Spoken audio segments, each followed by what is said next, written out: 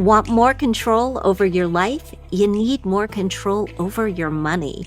Hi, I'm Jean Chatzky, and that's why I started the Her Money podcast. From understanding your money personality to taking steps to earn more, spend wisely, invest for tomorrow, and protect it all, I can help you get there. So join me. Subscribe to Her Money with Jean Chatzky wherever you get your podcasts. The Past and the Curious is perfect for families looking for a history-focused podcast everyone can enjoy together. I'm professional museum educator, author, and musician Mick Sullivan, and I have been creating The Past and the Curious for 6 years. There's humor, rich context, and surprises in every episode. There's dozens of stories about survivors and heroes and villains, and a lot of underwear. Find us in all of the usual podcast places. The Past and the Curious with Mick Sullivan. Recorded in Chicago, Illinois, with your hosts, Ken, Matt, Neal, and Jeff. This is Triviality.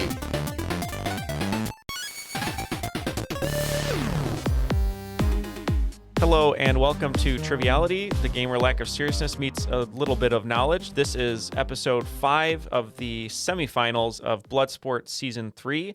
Today we are going to be hearing from whoever will be moving on from the UK/Europe branch. And you know the drill. This is the semifinals. We're doing the streaks format. So let's just get to our contestants right away.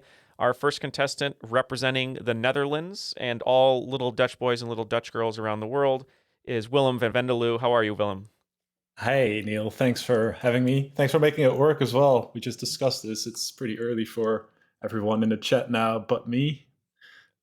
Thanks for arranging that. Really happy to be here. Of course, this is our pajama game, like Jordan's flu game. It's 4 a.m. No, it's not that early, but no, we're excited to be here to do this with you. Just remind folks a little bit about yourself before we get started. Yeah, my name is Willem. Like you said, I live in the Netherlands, Groningen to be exact, which is pretty much in the north of the country. I work during the week as an IT guy for the governments. And in the weekends, I work as a bar host in our local pub, do some trivia hosting, write some questions. You know the drill. And I think you said before we started recording that tonight you're going to be hosting for about 107 people. Is that right? Yeah, 170. 170. Oh, 170. Wow. Yeah. Well, it's going to be one of the busiest nights so far this year. So it's not going to be the scariest thing to do today, though. That's definitely this. I've been listening to the previous episodes, and Ryan is bringing the heat. I mean, the questions have been great, but it's pretty difficult. That's the way it is. It'll be toned down for the actual competition, but we're filtering folks out. It's not Bloodsport, or no, it is. It's not fun sport. It's Bloodsport. Well, we wish you the best luck for your trivia competition tonight that you host, and good luck today. And let's go over to Durham by way of Italy. As we've said before, our next contestant is Rob Becker, who will be representing the country of Italy, but he's currently in the United States. So, Rob, how are you doing today? I'm fine. Yeah. I'm, as you said, currently in Durham, North Carolina. We moved back to the States not too long ago for my wife's job at Duke. But I'm an attorney. I work for an Italian bank still. And yeah, I like to flash my 2 passports when I can. So it's a good life. Well, thank you for being here. We're super excited for this semifinal championship. So yeah, as I said, the winner will be the champion of the UK/Europe, moving on to the basically Bloodsport, the final Bloodsport 8. So we couldn't do this without our host with the most. You've heard his voice. You love his voice, the smooth and savory tones of Ryan Myers. How are you, Ryan?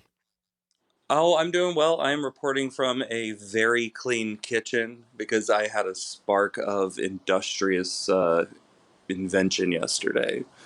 So I'm doing well here. Well, good. That's when you get that spark, that's always a nice feeling. And then you cleaned and you can just kind of veg out for a while and feel good. And you can't do anything but, because if you stop for a second, you're going to stop cleaning. So yeah.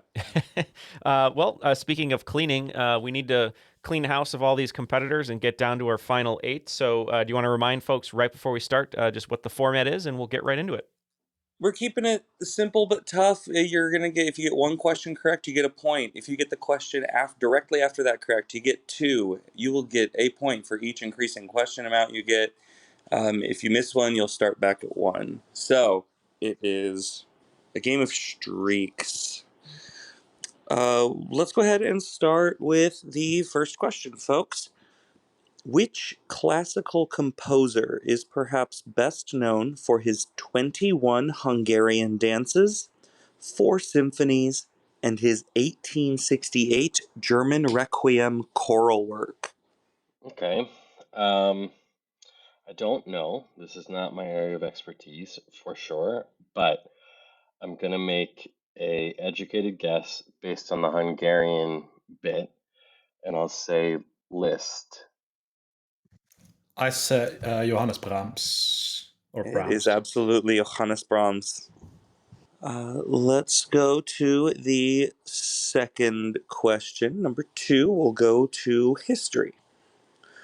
What name was given to the pogrom against German Jews carried out on November 9th and 10th, 1938?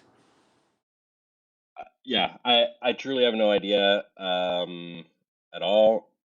I am almost 100% sure this is wrong, but I'd rather say something than nothing. And so I'll just say Kristallnacht. And Willem? That's what I first wanted to lock in with, but I think that's just the name of what the night was called, so I've locked in with Beerhalpuch. The correct answer is the Night of the Broken Glass, Kristallnacht. Let's go to question number 3. What word can be found in the titles of one of the Pokemon games released in 2004, the Animal Crossing game released for the 3DS, and one of the foremost Japanese companies creating visual novels? Not a Pokemon or Animal Crossing player, but I know that there's things like Red and Blue and Pearl and probably lots of other ones that I can't think of. And I'm just gonna say Pearl because I think it's one of them. Alrighty, and Willem?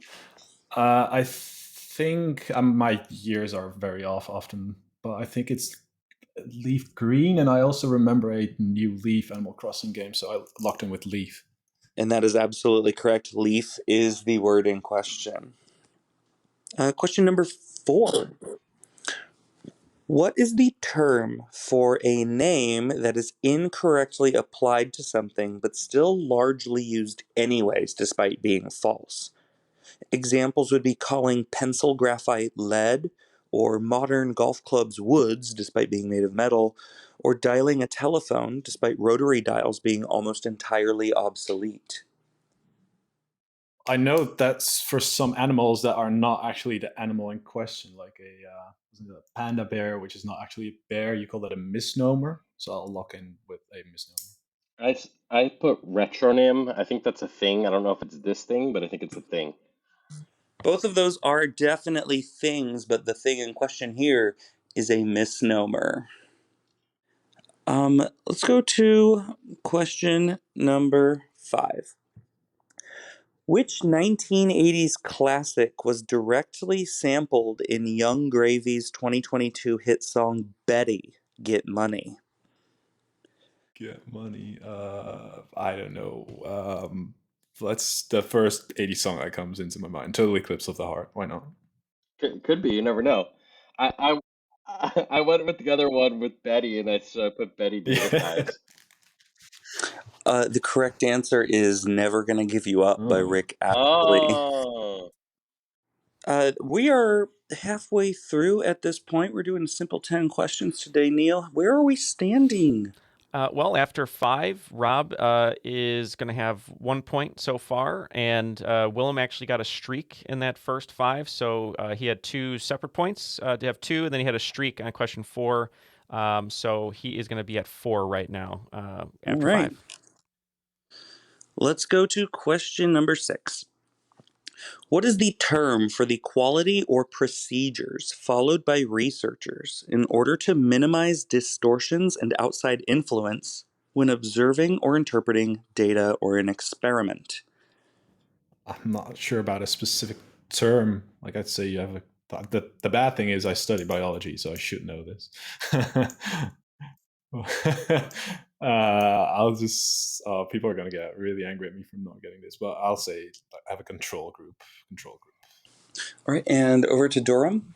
I said controls, yeah. It's perhaps a little, it's worded in a dictionary way, but that's objectivity or objectiveness. That does make sense if you say it like that. Hey, let's go to 7 and let's talk about sports. Which European football, soccer for our Americans, club takes its name from that of a mythological hero, a mythology based out of a country 26 hours away by car from the team's home country? Hey, I'm happy to lock in. Go ahead. I didn't want to give it away by locking in instantly. I think you're doing me a favor here, Ryan. I think this is Ajax. That's what I would say too. I wrote this like 3 weeks ago and I didn't know who was going to be playing, but you're absolutely right. Named after the Ajax the Great. You have your Dutch club. Thank you. Yeah. I have a friend here who insists it's pronounced Ajax. Yeah, we pronounce Yeah, I it was as going to Ajax. ask the same thing. Yeah. You do, yeah. Yeah. He I don't know, he will get on everyone about that. He is not Dutch at all. I don't know why. That's just a pet cause of his. But yeah, Ajax. I appreciate Ajax, him either fine by me. making the Dutch language survive in the best possible way. We love the Dutch language. Let's go to question number 8. We're going to get American on this one.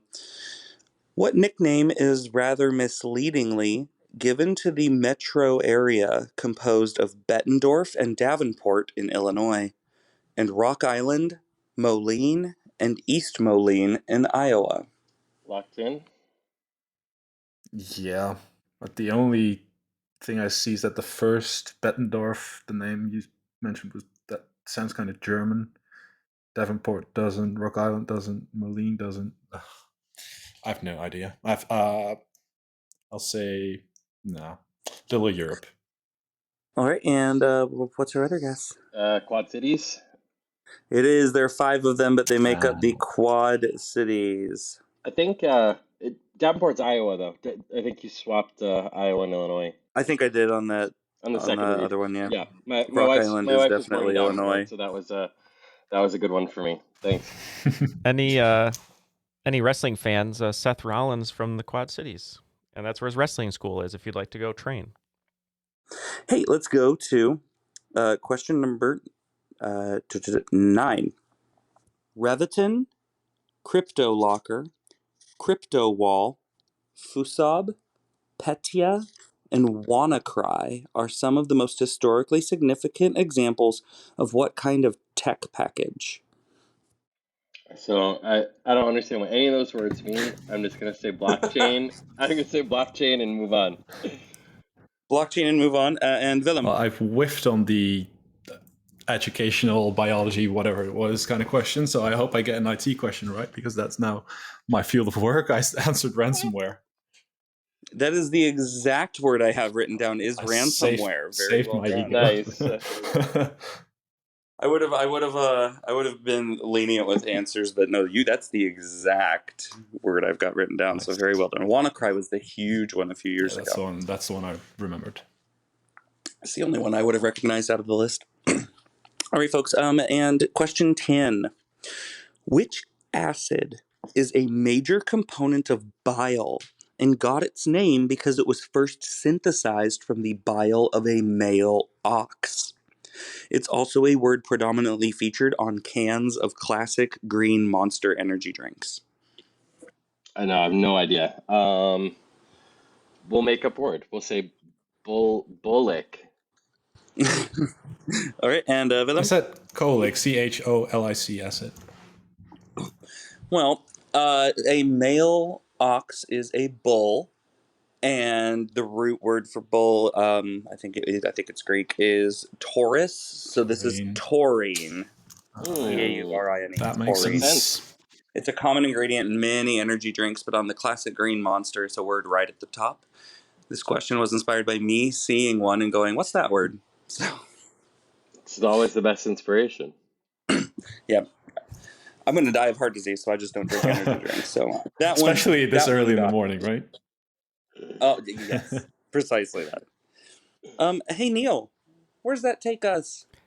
Well, after all is said and done, Rob did get a streak from question 7 to 8, and unfortunately it just wasn't enough. He's going to end the game with 4 points, but moving on to the final and the champion of the UK and Europe branch is going to be Willem, who's going to end the game with 6. So congratulations. That was close. Very close game, and Rob, you almost pulled it out there at the end, coming back. But let's start with Willem. Are you excited to move on to the championship? Any workouts that you're going to be getting into, or any sort of training that you'll be needing to do before the finals? Well, I'm really glad that it turned out this way. I can't believe I won on a soccer question, which was coincidentally also a Dutch soccer question that made it really easy. Thank you, Ryan, for that. I think I'll just start doing my push-ups from now on and see where it gets me. Thank you, Rob, as well, for the game. That was a really well thought out game.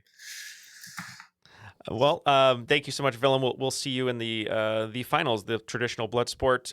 Rob, it was so nice having you here. We know it was exciting to not only have an Italian competitor, and then I think while we were scheduling, figuring this out, then you ended up moving, and it was great that at least you were able to do this. But unfortunately, Willem took a little bit of that IX flavor and took the orange jersey and wrapped it around your head and swung you around like a rag doll, and you fell into the wall, unfortunately, and broke all the bones in your body. But your brain is still Even working. the ones in your inner ear. Yes. Yeah, no better way to go, I think. Yes, but your brain is still working. So thank you so much, though. Yeah, no, thanks very much for setting it up. Thanks for the questions. It's been a load of fun. Yeah, I really appreciate it. Hope I'll be cheering for Willem in the final rounds. Hopefully he can take it home for us. Well, thank you so much, Rob, and Ryan, of course. Thank you for your questions. We're going to be in the lab, the Bloodsport lab, figuring out what the traditional Bloodsport will be. Is there anything? Well, actually, I guess we still have a few more episodes here of the semifinal. So Willem will be representing the UK and Europe. We still have a few extra episodes for Canada, New Zealand, Australia, and the Midwest and North to figure out. But before we go today, just want to say thank you to Airwave Media, our network. If you'd like to check out some of their shows, just go right to their website at airwavemedia.com, and you can find some other shows like Culture Kids, The Art of Crime, and the Pirate History Podcast. So thank you very much to Airwave. Thank you to Willem and Rob and Ryan for all those wonderful questions for this episode of Bloodsport Season 3. My name is Neal, and that was Triviality Bloodsport.